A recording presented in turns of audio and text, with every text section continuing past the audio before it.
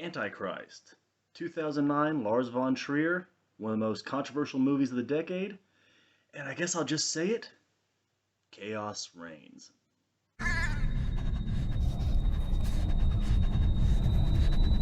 What frightens you?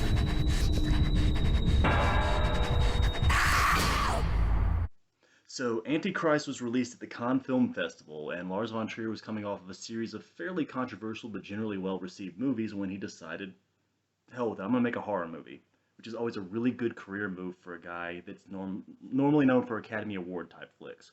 So, of course, people gave him a ton of shit about it, and critics were very split on the movie, although it was generally well received in Europe.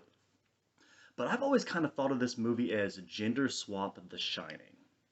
Now, let me explain. Lars von Trier decided to make this movie as a way of kind of coping with his depression, leading into his depression trilogy. This, Melancholia, and what was the third one? A Nymphomaniac, which was actually split into two movies like Kill Bill was. So there was Nymphomaniac Volume 1 and 2, but it was conceived as one film. So he did this movie as a way of dealing with that, and Antichrist has a lot to do with where you're drawing comparisons between femininity and nature, nature and life, life and pain. So are all of those naturally evil? Pain equals evil, you know. So it's kind of a stepping stone, and it's a thought process of a person's mind who was in a bad place when he was writing this. He was actually hospitalized for his depression. It was clinical depression, and he got out. He made this movie. There were days when he was filming this movie when he wasn't even able to leave his trailer. He had to direct it remotely, and he apologized to the cast profusely. Most of these people were very supportive of him. Willem Defoe, who he'd worked with before, and would work with again after, as well as Charlotte Gainsbourg, the movie star, who ended up appearing in his next two movies in major roles, Melancholia and Nymphomaniac. And yeah, this is a very narrow scope of a movie, and I usually don't like movies like that. I usually don't like movies that are have that small a scale to them. So, yeah, this is a interesting, unique movie, and frankly, I like this movie more every time I watch it. So, basically, what happens is Charlotte Gainsbourg is trying to finish her thesis on a clinical, I'm sorry, not a clinical, but a academic paper, and she has kind of hit a sort of a roadblock on it, and she returns home after trying to work on it for a while. She and her husband have sex in X-rated fashion, which is a scene that is one of the many things that this movie has been criticized for, is that you have full-on hardcore penetration. So they do that, and while they're doing that, their young son, who's a toddler, maybe two, manages to get through the baby gate and fall out the window, falling to his death, which is a brutal scene. It's all done in this slow motion, black and white, very sad, elegiac kind of sequence where there's a sense of inevitability to it. And this is immediately kind of drawing that comparison between life and death, where you have the act that creates life leading to the child's death. So, and the way the kid falls is also just so sad, because the kid falls along with his stuffed animal, and he hits the ground, and the stuffed animal hits the ground. And right off the bat, you kind of get a sense of what kind of movie you're in for. This is very much an art house movie, and some people have called it pretentious, and I understand that. But I don't necessarily agree. I mean, any more or less so than anything else Lars von Trier has done anyway. So, von Trier with this movie follows these two characters as the husband, who is a therapist, decides that his wife isn't receiving adequate care where she is. So he decides to take her out into the cabin that they own in the woods, and he hopes to help her get over her feelings of grief while there. And her feelings of grief are slowly starting to manifest into something closer to self-hatred. And he sees this as a negative, obviously, and he feels like he can fix it, which is fairly arrogant and generally considered to be inadvisable at best and unethical at worst. And this is even pointed out in the movie. So he's like, well, we won't have sex while we're doing this. And that rule gets thrown right out the window almost instantly. But, so right off the bat, you have some strange imagery. And the first one is while they're hiking to the cabin. Apparently this cabin doesn't have a normal road, so you have to hike to get there. And on the hike, Defoe's character, and these characters do not have names, are referred to as he and she in the credits. But Defoe's character sees a deer giving birth to a infant that has apparently been stillborn. And it's a weird sequence, and he initially thinks that he's seeing something special, but in fact he's seeing something awful. And that's kind of how this movie handles nature in general, is that the beauty hides horror. And that you could also argue that that's their relationship, that a relationship that initially seemed healthy and happy is actually quite broken. And you could also argue that for Charlotte Gainsbourg, a woman who initially seems like a very attractive woman who is actually very psychologically damaged. And it goes well beyond the death of her son. This was something that was going on way ahead of time, like in The Shining, where we realize about two-thirds of the way through that Jack Nicholson's character has been going insane for a very long time. This isn't something, he didn't just snap. He has been falling apart for quite some time. So once they get to the cabin, there's some initial strangeness. Defoe's character falls asleep with his hand hanging out the window and has like all these weird like growths on it when he wakes up. Definitely seems to be getting worse, not better, and she even says this, and he's like, no, it's all part of the process. We're perfectly fine here. She's having panic attacks just at the thought of walking around. So he finally sort of realizes that this is potentially something that runs deeper than just the death of their son. So he kind of snoops around the cabin and finds her writings. She was working on a thesis about female victimization at the hands of men, and it's not entirely clear what her thesis was beyond that, but it's also made clear that he didn't really care about it, that he was very like, all right, work on it, I don't care. Yeah, he didn't really become involved, and that was something she sort of resented in him. And apparently she had gone on a trip right before their son's death to this cabin to work on her thesis with their 2-year-old. So anyone who's ever cared for a 2-year-old knows this is an incredibly stupid idea that was never going to work. 2-year-olds need near constant supervision, near constant care. So she's never going to get any writing done in this situation. This was a terrible scenario, and this shows kind of the naivete of both parents. Now, you may be saying to yourself, aren't Willem Defoe and Charlotte Gainsbourg like 40, 50 years old? A little old to be having a 2-year-old? Don't worry about it. The movie doesn't really address their age. In most movies, characters are considerably younger. Actors are considerably older than the characters they're playing, so I guess we're just supposed to kind of not think about that. So anyway, the writing of her thesis was a disaster. She just kind of abandoned it, and not only abandoned it, but ultimately betrayed it. So while snooping through her things, he finds her paperwork and a book called Gynocide, gynecological homicide, mixing the two words together, gynocide. So when he finds that, her writings go from coherent, the Salem witch trials were, in many cases a way of sort of subjugating women and to just kind of like scribbled down, what if I'm as bad as these people were, to just incoherent gibberish. It's just scratches on the paper. Also like The Shining, I'm gonna keep hammering this home, because when I saw Antichrist, this was a very small independent art film. It got a lot of buzz around it because of the people involved, Lars von Trier and Willem Defoe, but it's low budget, and it really never had much of a chance of getting any kind of widespread distribution because of the hardcore sexual content. This has very frontal male and female nudity, and it became instantly infamous on the festival circuit, with people apparently fainting outright and during some of the more intense sequences. So, with the setup being that effectively Willem Dafoe's character realizes that he's alone in the woods with someone who is deeply, deeply unstable and potentially dangerous, and the woods themselves become increasingly dark and foreboding.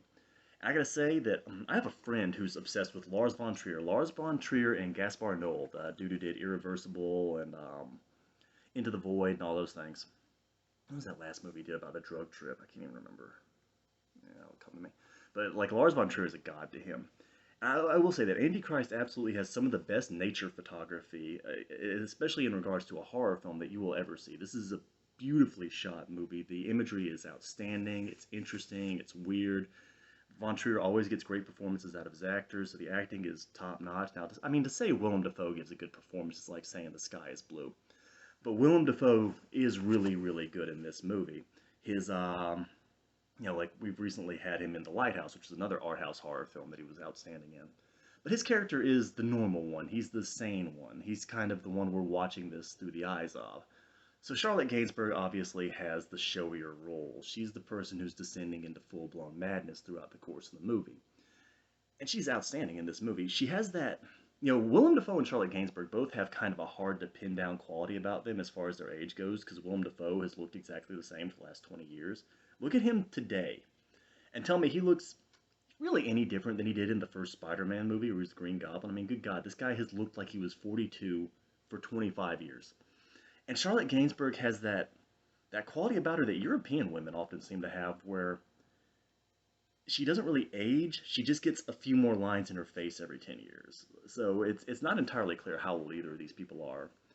But they're both very good in their role. Charlotte Gainsbourg is absolutely fearless in this movie. Her performance is outstanding, and I wish she'd done more stuff that I'd seen, because I gotta admit, off the top of my head, aside from Nymphomaniac, I never saw Melancholia, but aside from Nymphomaniac, I can't think of anything else I've seen her in. But she's really good in the movie. She's really fantastic in this movie. And yeah, like I said, when I saw this flick, I was instantly very interested in it, because anything that gets that kind of controversial, as a big horror fan, but also a fan of just extreme cinema in general, I immediately, like, my ears prick up, like, hey, this movie freaked people out at Con? Can I see it? Can I see it yet? Can I see it? So when this got released, I bought the Criterion Blu-ray, which is an outstanding disc, by the way, and I watched it, and then I immediately started recommending it to people, because not that many people in the mainstream had heard about it, or if they had, all they knew is that, oh yeah, that guy Willem Dafoe, he did some sort of weird, like, horror movie that people are talking about is really fucked up.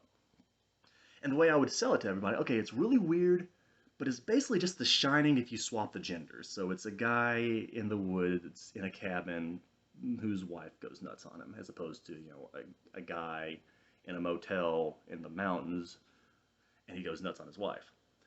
So, yeah, and the big question in this movie was always, is this movie misogynistic? Is Lars von Trier a misogynist?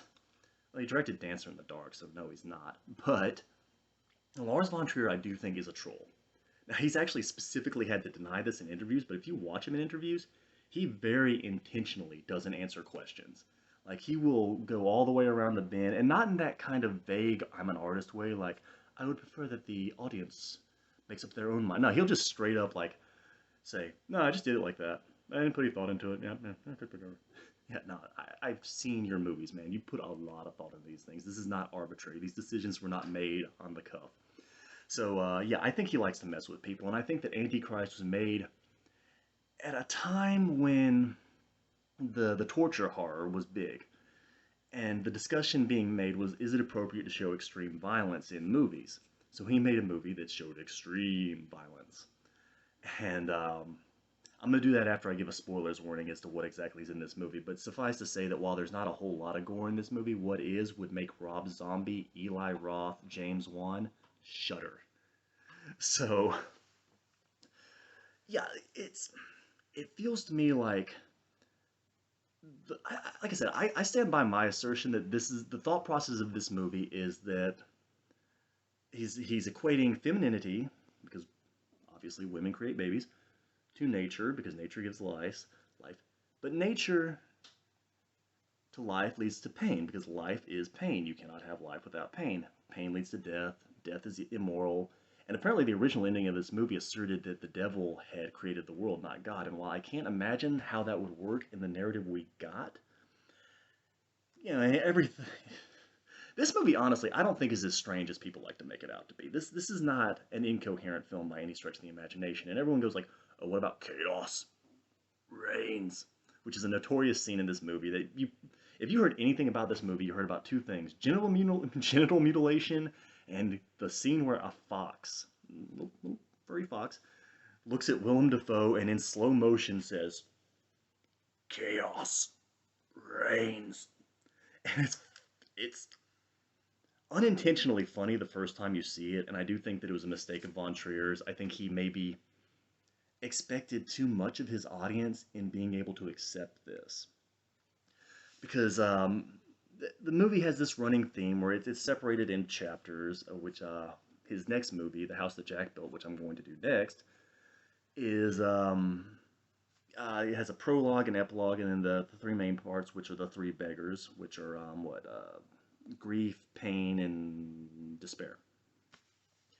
And beggars, which I assume he's by beggars he means they put the weight on someone else when you're wallowing in these emotions. And I have heard, although thank God I've never experienced clinical depression, I have known people that have, and I know that there's a great element of guilt to clinical depression because you feel the pain not only that you're inflicting on yourself but on the people around you, because there is always that element of why can't you just snap out of it. And it's very hard to understand that this is a chemical issue in the brain, that this isn't just being bummed out, so hey, let's go do something you like and then you'll stop being depressed. It doesn't work like that. It's a mental illness. It's not something you can just snap your fingers and say, oh yeah, I was just being kind of a bummer, I'm sorry about that, let's go do something fun. And but even the person who's suffering from it doesn't can't necessarily get their mind around it that easily. And I have been very close to someone who suffered from clinical depression. I actually had to nurse someone the night of a suicide attempt. So I have some experience around the issue, so to speak. But yeah, so keeping in mind that Lars von Trier worked on this movie while he was getting over his depression, I actually feel like the ending of this movie is very hopeful.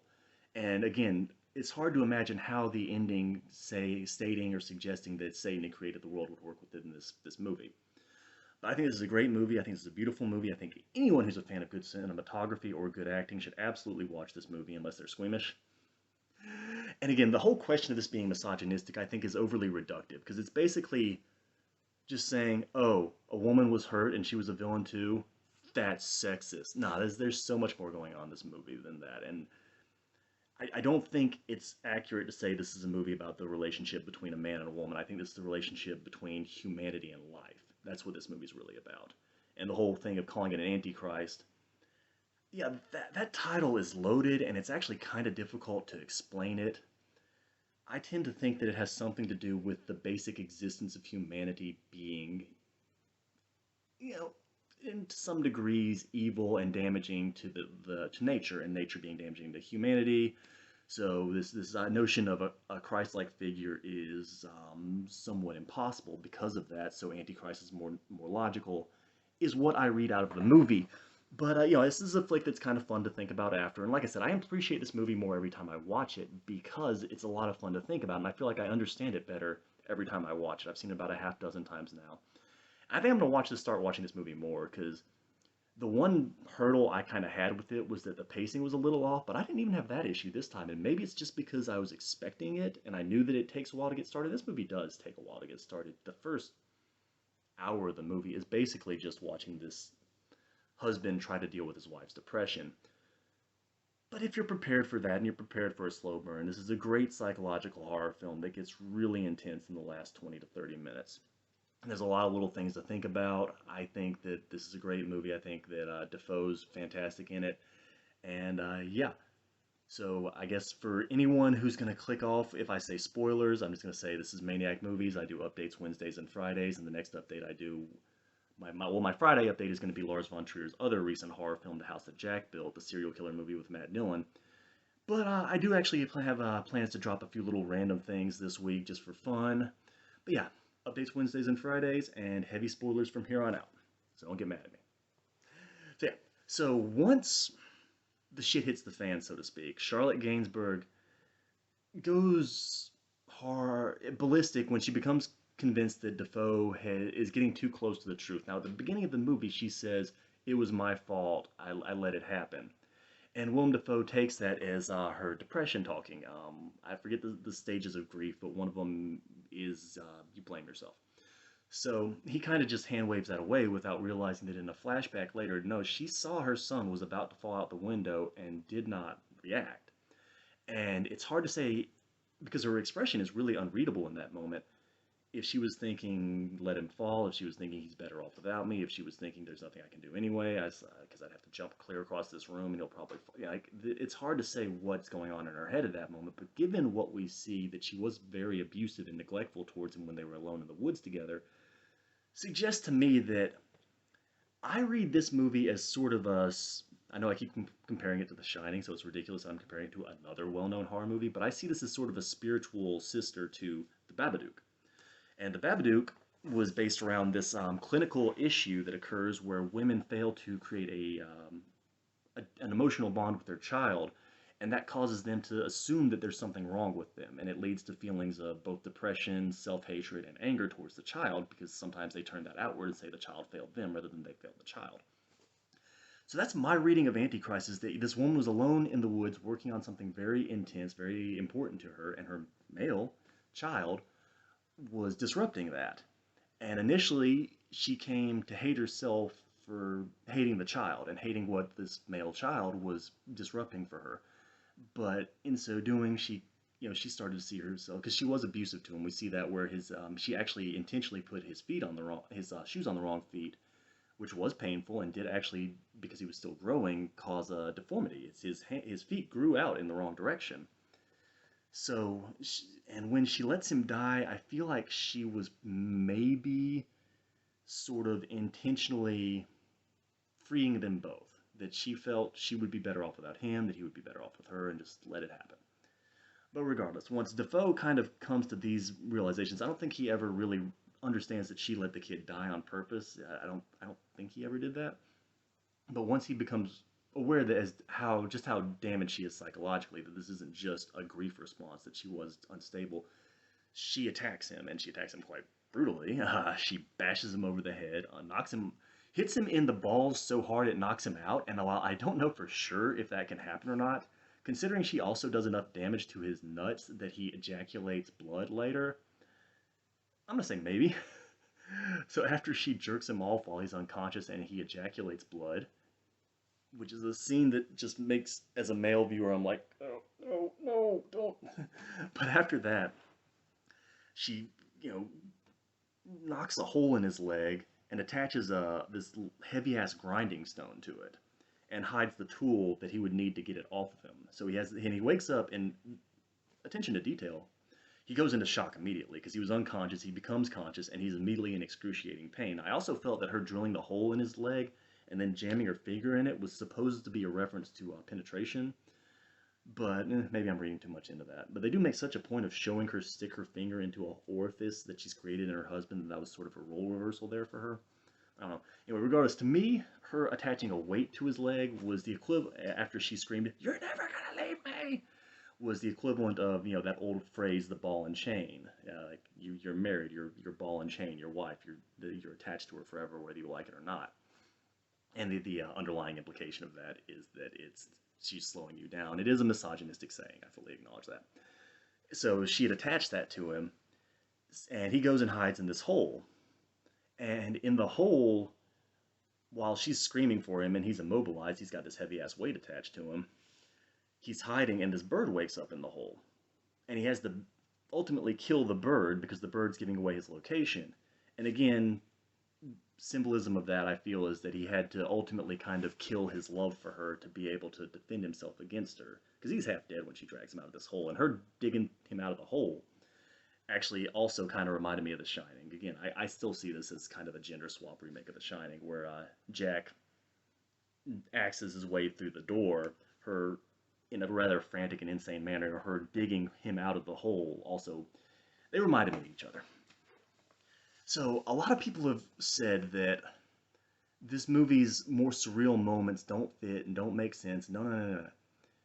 I fully read the scenes. The deer stillbirth, Mr. Fox saying, chaos reigns. The sex scene on the tree full of the arms is occurring specifically in Charlotte Gainsbourg's mind. The first two happen while she's asleep. So I see those as dreams. And the third one happens when she runs off into the woods naked by herself and begins masturbating. And when Defoe reaches her that third time while she's on the tree and then the arms come out of the tree, you never see his face. So I don't think any of those things were supposed to have quote-unquote literally happened. I think those were her things going on in her mind, and they were becoming increasingly strange and unhinged, and ultimately happened while she's awake rather than asleep, to show that she was losing control of her faculties, that she was going more and more insane as time went on. And then you might be thinking to yourself, well, doesn't Willem Dafoe see the animals and all that at the end of the movie? Yeah, after he'd had his head bashed the hell in. And after he's been listening to her insane yammerings for a while, I see that as being a result of a head injury. Because when he looks out the window and he sees the three beggars constellation, the what is it, a fox, a raven, and a deer, he says there's no such constellation. And then he sees the animals actually enter the cabin. So yeah, and then in the cabin is where you get the scene that probably caused people to faint at Khan, is where she performs female circumcision on herself, which is also, I believe, referred to as female genital mutilation, just whichever. It's the removal of the clitoris to cause a woman not to be able to experience sexual pleasure from the act of sex. It's to turn her into a baby factory, which I think is, again, Charlotte Gainsbourg punishing herself and her femininity, and perhaps trying to what would be the word? Well, remove the motivation for having sex to make sure she doesn't have another child. So I think that's why she does it to herself. And of course, that's such a loaded procedure. It's often done in very heavily Islamic countries, because those countries tend to be very, very patriarchal, and they don't want the woman to have any sexual power. So yeah, that once she's removed her clitoris and is damn near bleeding to death, and Willem Dafoe finally gets the thing off his leg and chokes her out. And he kills her. He chokes her to death, and it looks like she wants him to. I think that at that point she realized that that was what was for the best. He wanders off into the woods, and that final scene in the woods is why I say this movie ends on a hopeful note rather than a negative note. Because as Willem Dafoe's wandering through the woods no longer look evil after he's burned the body of his wife. And he leaves, all the broken wood looks like corpses as he passes them, which again I say is because he's lost a lot of blood and has a massive head injury.